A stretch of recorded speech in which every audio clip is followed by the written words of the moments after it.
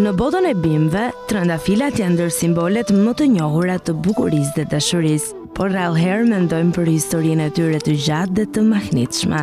A keni menduar ndonjëherë se trëndafilat fillimisht ishin të gjithë të verdhë? Po, përpara se të shfaqeshin ngjyrat e kuqe, rozë apo të bardhë, trëndafilat e parë në tokë ishin pikërisht kaq të thjeshtë dhe natyral, të verdhë si ato që rriten në shkretëtirat e Azisë.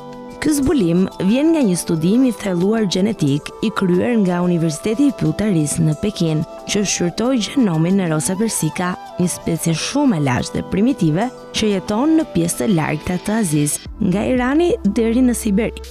Ky lloj është shumë i veçantë sepse gjenomi i tij është pothuajse i plot, pa boshllëqe dhe kjo i ka lejuar shkencëtarët të rikthejnë prapa në kohë dhe të ndjekin historinë evolucionare të gjithë gjenisë së trëndafilave. Në fakt, nga ky trëndafil stërgjyshor i verdhë u zhvilluan të gjitha llojet që njohim sot.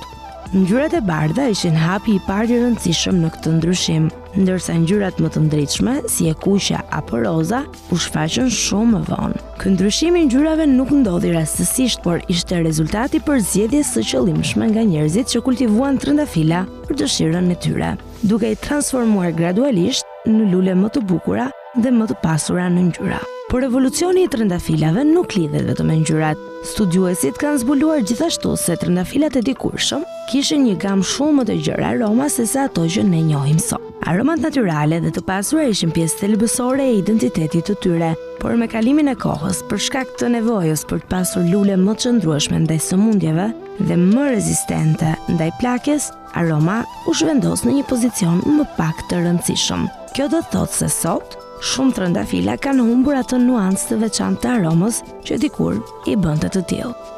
Ndërsa trëndafilat mbeten një simbol i bukurisë dhe romantizmit, ata kanë edhe një rëndësi të jashtëzakonshme ekonomike.